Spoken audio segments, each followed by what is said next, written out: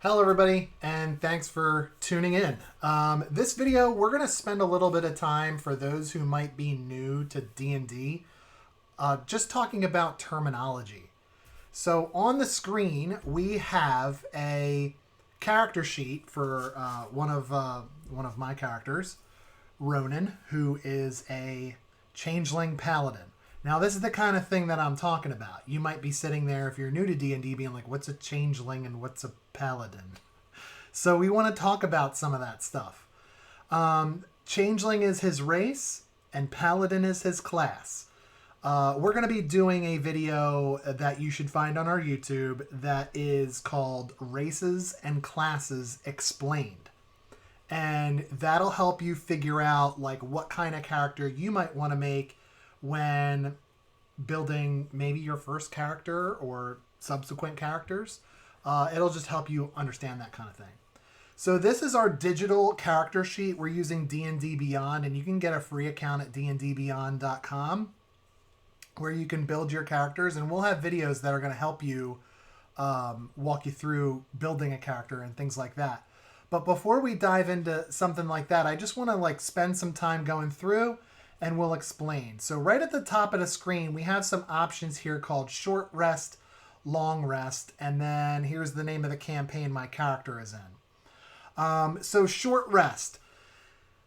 Every time you play D&D, one of the things that you need to focus on is your hit points. This is your health, where you currently are and what your maximum health is. So right now they match because I'm not in session and Ronan is at full health. But what short rest and long rest mean is, let's say you're in the middle of a session and your character is hurt. Maybe they want to spend some downtime. That could be, sitting in the back of a wagon while traveling, or sitting down at a fire and relaxing for a short period of time. That would be called a short rest. And what you would do in a short rest is roll your dice to figure out how much health you heal. The best way to explain your health is by talking about hit dice. So every class, which is like what kind of character you are, like what is your job? Are you a fighter? Are you a cleric? Are you a wizard? That's called a class. And every class uses a set hit dice to determine their health. For something like a wizard, you're not very, what's the word I'm looking for, Kel? They're squishy. Mm-hmm. So your hit dice is a standard D6, okay? You get one per level. So if you're a third level wizard, you can roll up to 3 of your hit dice, and then whatever your total is plus a modifier, and we'll talk about that in a minute, tells you how much you heal during that rest.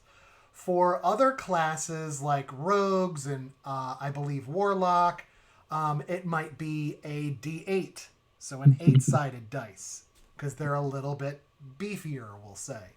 And then it increases with classes up to barbarian, where barbarian uses a D12, a 12-sided die, to figure out how much health they get back, because barbarians are the strongest when it comes to that. So a short rest is going to be, we're going to sit down and relax before we continue traveling. We're going to heal a little bit. That's what that is. A long rest means you're done for the day. You're going to bed. Okay? A long rest, I think, at minimum is something like 6 to 8 hours, depending on the type of campaign you're playing. I always recommend it 6 to 8. But you don't have to roll dice for that. When you take a long rest, when you wake up, you're at full health, and any specialties you have that are expendable are fully restored. So if you're a spellcaster, you might have a certain amount of spells that you can cast per day. You only have so many. At lower levels, it's a smaller number, and as you gain in level, you gain in power, and you have the ability to cast more and more powerful spells. So a long rest would replenish all those things. That's just an example. So that's what that's about. And here on your digital sheet, clicking one of these will adjust everything for you, so you don't have to go through and manually reset everything. All right, Killian, these are the main 6 abilities. So can we just run through these and just talk briefly about what they are? So can you tell the world here, what is strength? Uh, well, strength is um, hmm, like man, I don't know how to explain strength. It's how strong you are. It's not that difficult to really explain. And there are some skills, and we'll talk about the skills in a minute, that are tied to strength. So if Mm-hmm. somebody wanted to make an athletics check, maybe Ronan is atop of a roof and he wants to run across the roof and jump from one roof to the next rooftop. Killian, as my dungeon master, might ask me to say, I need you to make an athletics check to see if you're successful. What I would do is roll my 20-sided die and add that modifier. So if you look at athletics plus 2, that's because that's my strength score. It's a plus 2.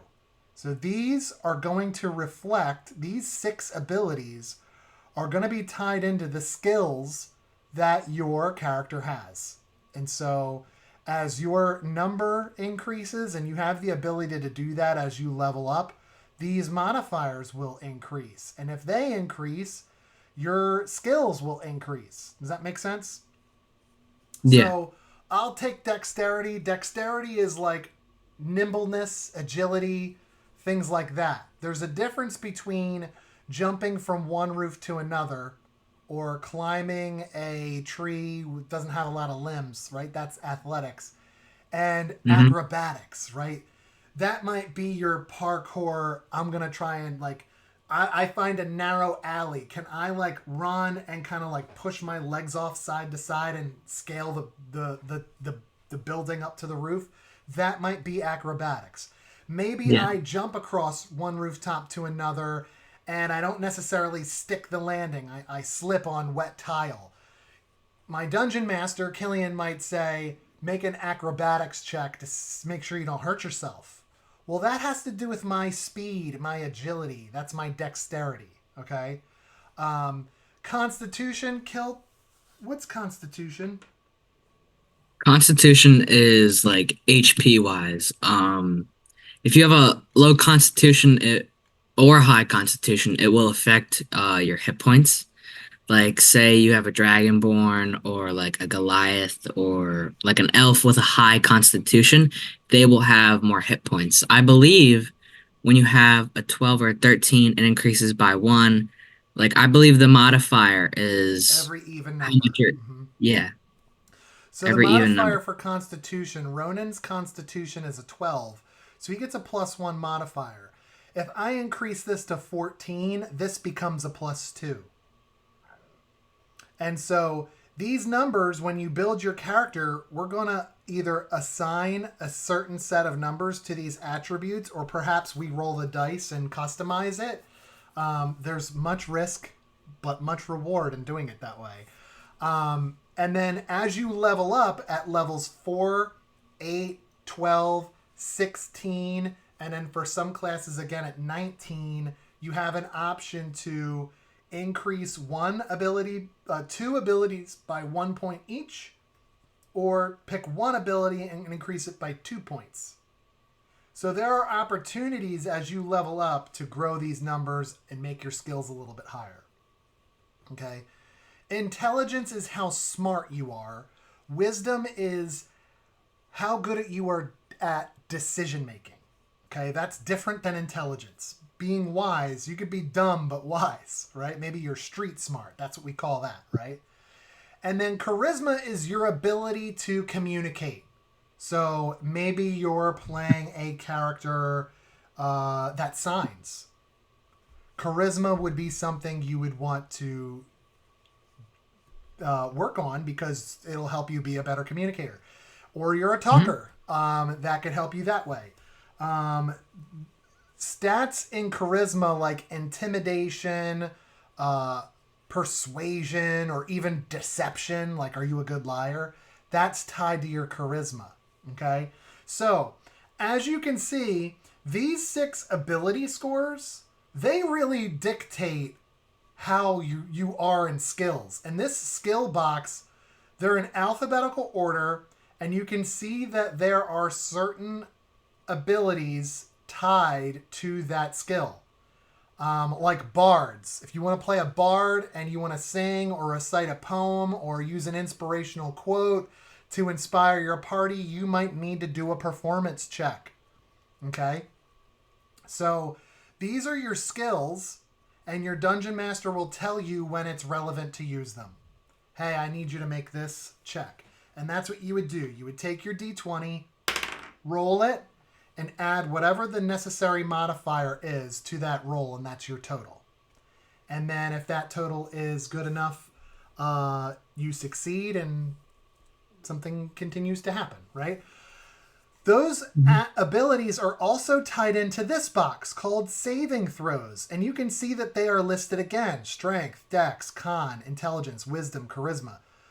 Saving throws are your way of trying to avoid some kind of effect. So, Killian, if I wanted to grapple you and you wanted to try and resist, or maybe I grapple you and you want to break the grapple, that's an opportunity for you to free yourself or resist. That's not necessarily a skill, that's a saving throw. And so grappling to break something like that would require which saving throw, do you think?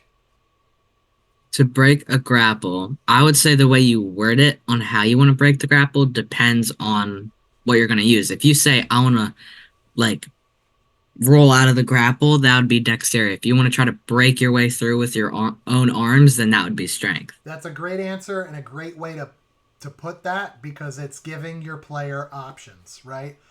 Mm-hmm. A constitution saving throw might come into effect if I this is where my brain goes. If I come across an old lady on the side of the road selling pies, and I'm really hungry, and I pay her the necessary fee for one of those pies, and I eat it, and I look at my dungeon master, I'm like, is this a good pie? Or do I enjoy it? And he says, make a constitution saving throw. Mm-hmm. Odds are I'm probably trying to avoid some kind of poison or spoiled Children. food, something like that, to resist vomiting, right? That's a constitution saving throw. A lot Mm-hmm. of times you're affected by poisons, like walking through a gas cloud, or maybe a fungus shoots something at you underground and you get affected by that. A constitution saving throw will determine whether or not it affects you. There are certain creatures who, they cast spells that kind of mess with your head, right? You might need to make an intelligence saving throw or a wisdom saving throw, because they're trying to maybe put an illusion in front of you to trip you up or slow you down or even hurt you with psychic damage. Intelligence or wisdom saving throws might come into play there because they're mental, right? And then charisma saving throw could be something like maybe a sorcerer or some kind of hag is trying to cast some charisma based spell on their part against me. That saving throw might allow me to avoid it, right? So that's the difference between a saving throw and a skill. But all of these numbers are all tied to these 6 ability scores. There is a slight difference. If you noticed, some of them have little yellow dots next to them, and the others do not. And the yellow dots represent things that you are proficient with. There is a proficiency bonus added in. So for example, you see how my charisma modifier is a +3? But my deception skill says +5. Well, it's charisma based, so shouldn't this be +3 since that's a +3? Technically, yes, that's how this works. However, because I'm proficient in deception, I get to add my proficiency bonus, which is a +2. So +3, +2, I get a +5. What does that even mean? If I have proficiency with something, that means I'm really good at it. Some classes, like rogues, take this even higher. Kill, what was that called? Expertise, and it has the circle inside of the circle like yellow like you have now, but it would have an additional thinner outer circle on the That's right. outside of it. And so it'll look a little bit different. But expertise, if you are an expert in something, which rogues get expertise, and there's a feat that you can take, and when you like we talked about before, at levels 4, 8, 12, 16, and 19, when you get to do the ability score update, you can opt not to update them and instead choose a feat. And a feat is like a special ability that you can do. Maybe a special move that your character has. You could choose one. And some of them allow you expertise in certain skills, and you get to choose which ones. When you're an expert at something, like Killian was describing, you double your proficiency. So if I'm an expert at something, instead of getting a +2, this becomes a +4. Then I add my bonus. So if I was an expert in deception, I would have a +4 plus my 3 is a 7. And why does that matter? The higher my modifier, the higher my score is going to be when I roll my d20. And the odds of my success doing whatever that skill is increased the higher my number is. I want to roll as high as possible. Okay? So that's what that means. In a nutshell, we just talked about all the ability scores, the proficiency bonus, we talked about saving throws, and we talked about skills. When you make your character, you typically get proficiency in 1 to 2 different saving throws and a few skills, depending on what kind of character you're building.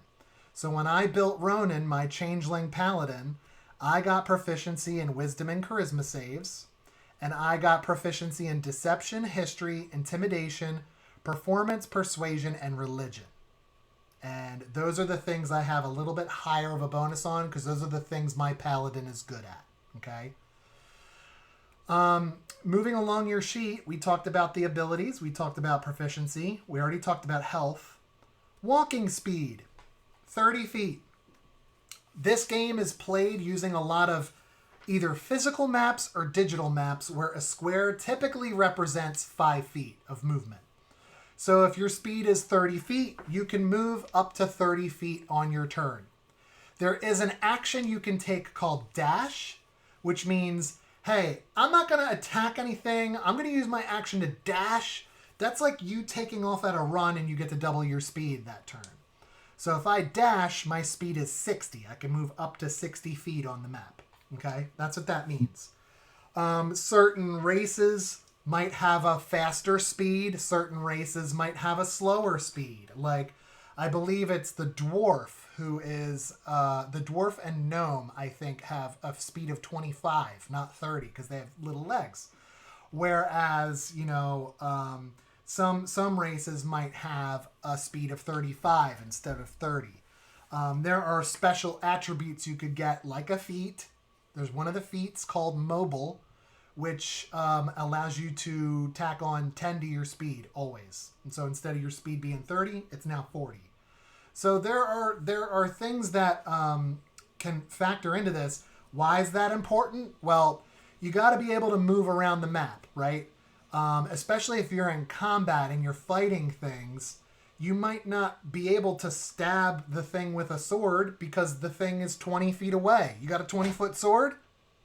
So you need to be able to account for how much you can move and what that means. And so Ronin's speed as a changeling is 30 feet. And that's pretty standard for most characters.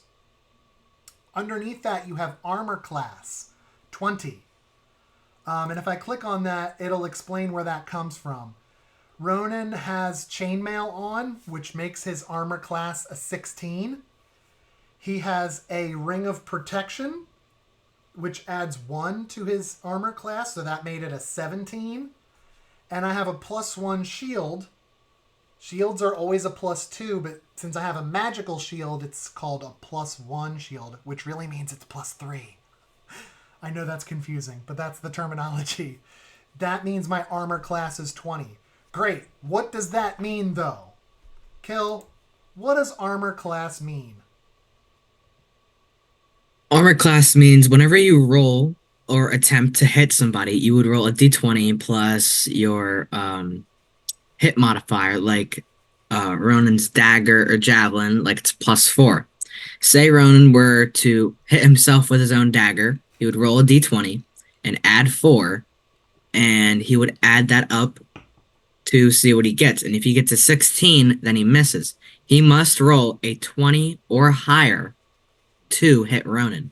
And a natural 20 always hits, by the way. Correct. If you roll your 20-sided die and it lands on 20, celebrate. It's what we Mm-hmm. do, right? You want to see this thing, no matter if it's a saving throw, a skill, an attack roll. You want to see 20 on this roll. That's the highest. It means an automatic success during combat. Okay? So if it's a saving throw or an attack in combat, when you roll a 20, automatic success. Even if that thing's armor class is 25, you roll a 20, doesn't matter what your modifier is, it's instant success.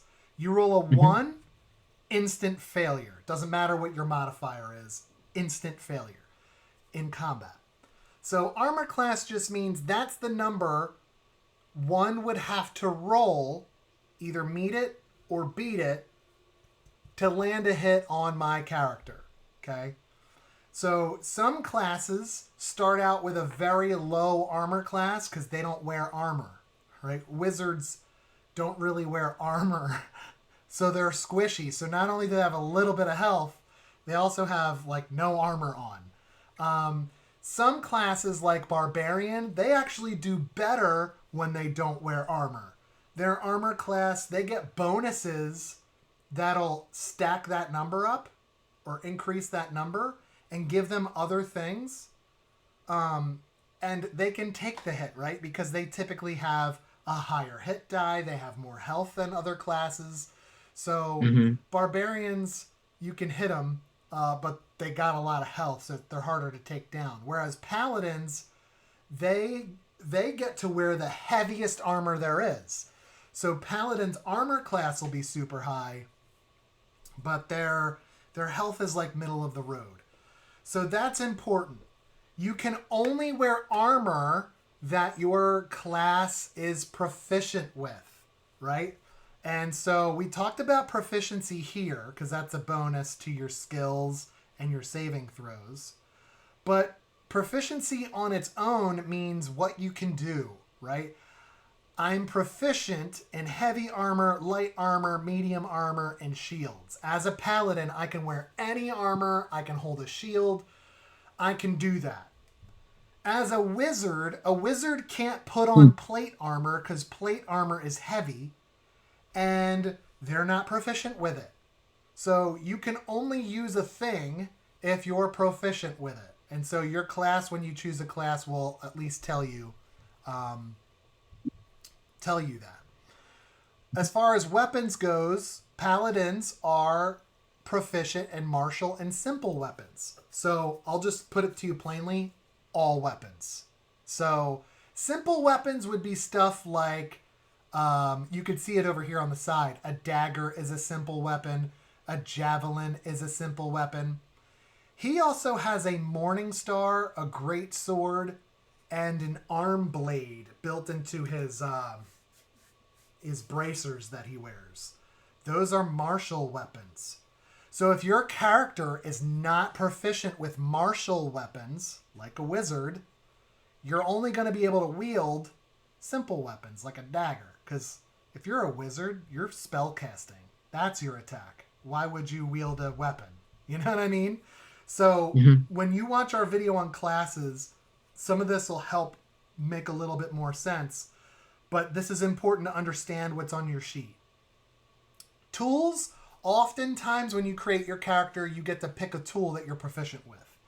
I wanted to build a paladin that is streetwise, so I made him proficient with a dice set. Because he might be known to go into a back alley and gamble a little bit. And I know you might be thinking, like, isn't paladin like holy warriors? Yup, but we've all got vices. And And Ronan's is rolling dice. He's a little bit of a Mhm. gambler. And then there's Mhm. languages. And these are choice options as well. Ronan can speak common, which is like the common language for the area that you're in, right? That's the whatever native tongue is where you are. Dwarvish, so I could go up to a dwarf and speak their language fluently and understand what they're saying if they're not speaking in common.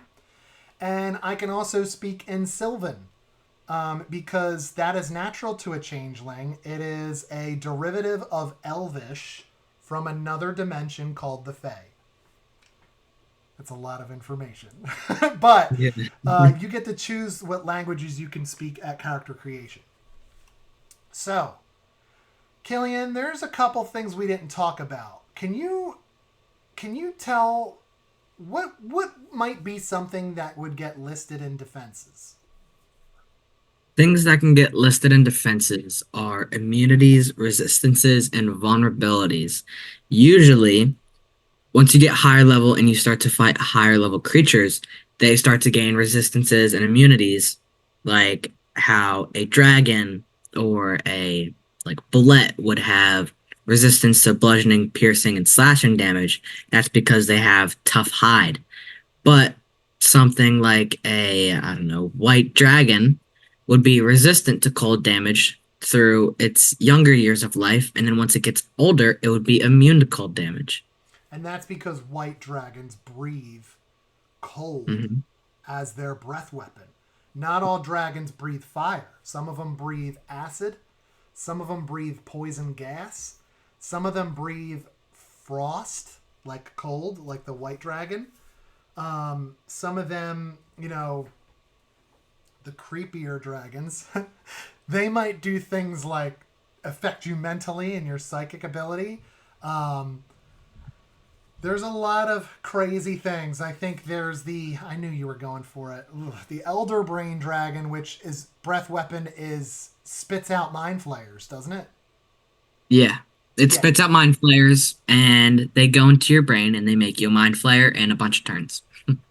Yeah. So the Thing of Nightmares. Got it. So, But there's also like a silver dragon. hmm Does like I believe cold damage. yeah. So different dragon types have different breath weapons, and so that's a good example. Ronan, for instance, is immune to diseases. Can't be diseased. But since red dragons breathe fire, if you're playing a red dragonborn, you would be resistant to fire because you're used to it. If you're playing a tiefling, which is a race that is half human, I think, half demon, Yeah.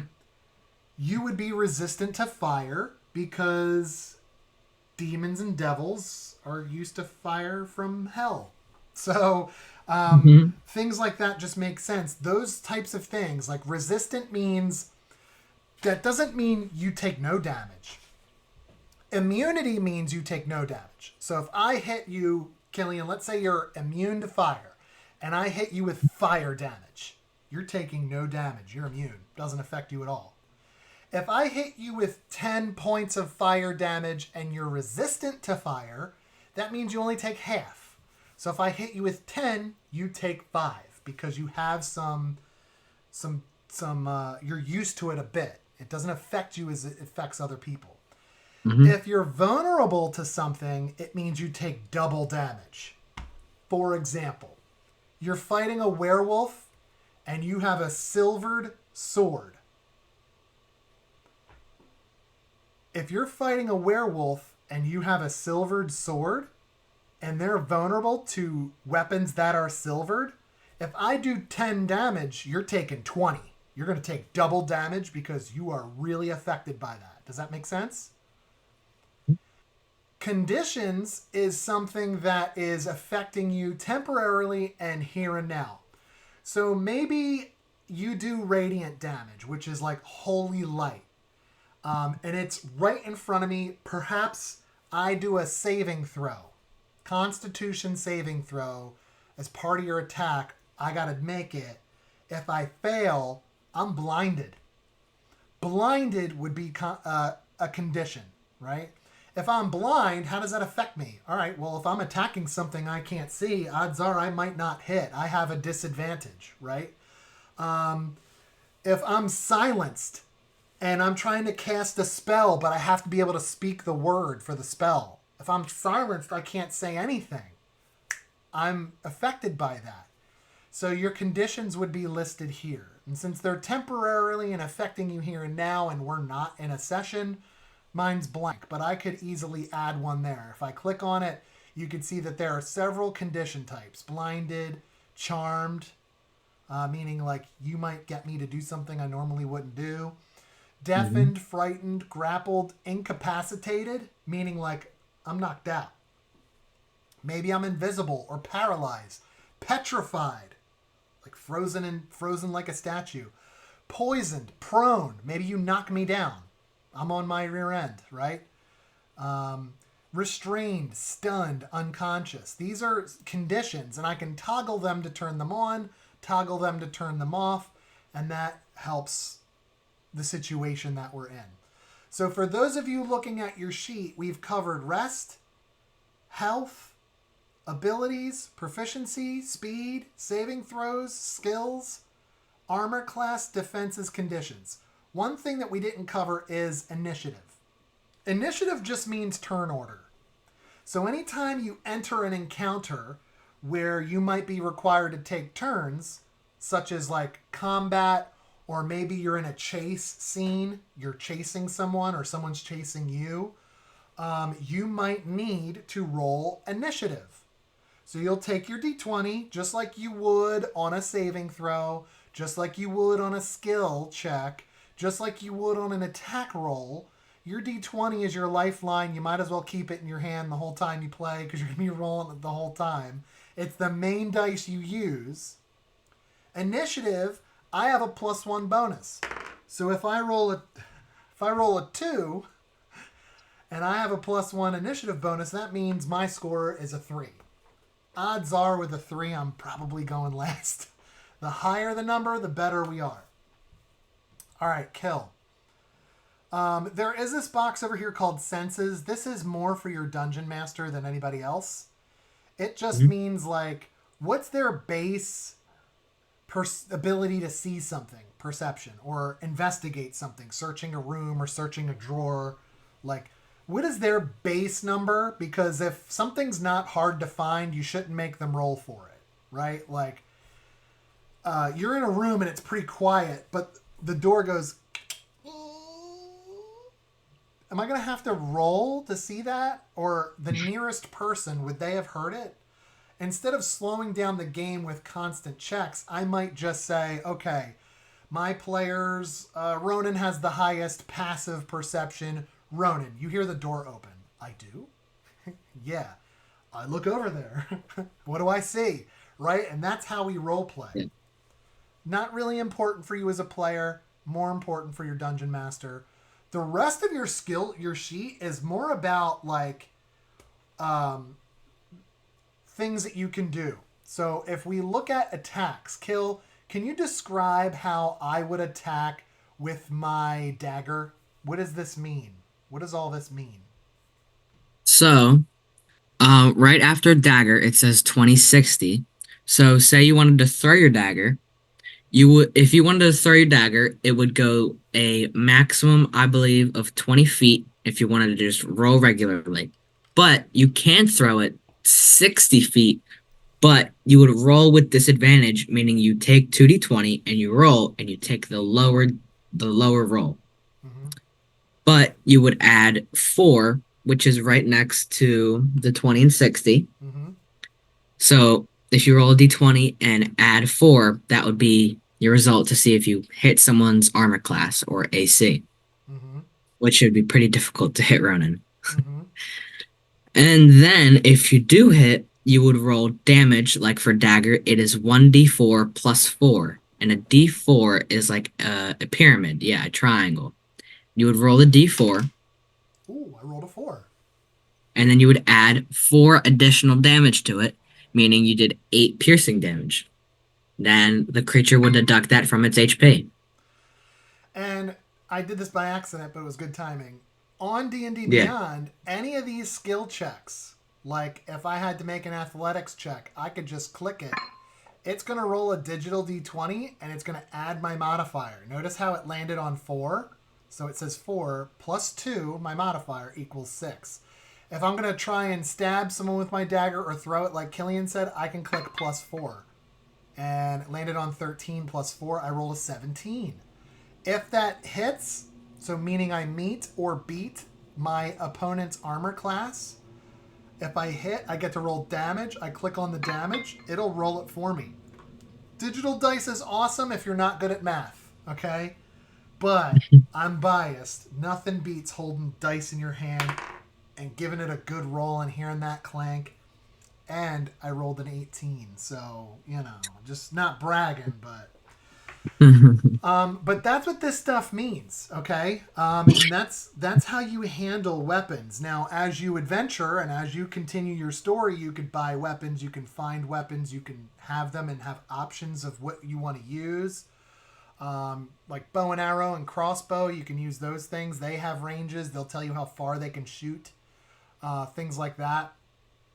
If you have spells, they would be listed, and you get to choose. You have a list of spells that you can use. It's called prepare. A list of spells that you can prepare, and you can use those spells in and out of combat. Some of them are specifically for combat reasons. Some of them are not.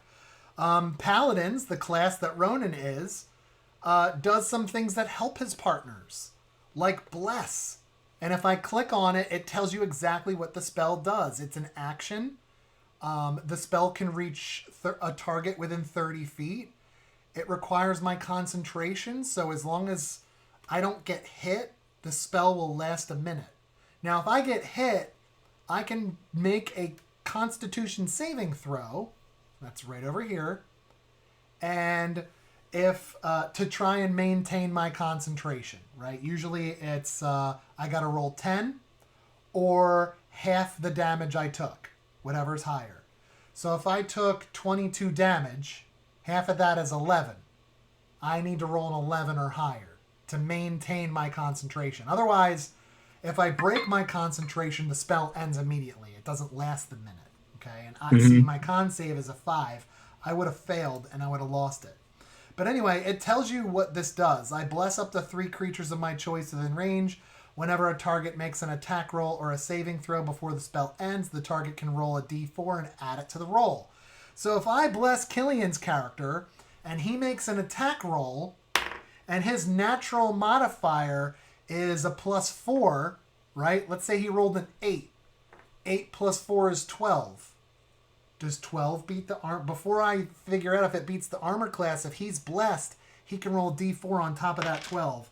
And I got a 2. So that's 12 plus 2 is 14. Does my 14 total meet or beat the armor class of the thing I'm attacking? If it does, I get to roll some damage.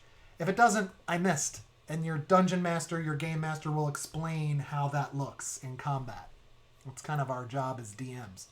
But that's how spells work.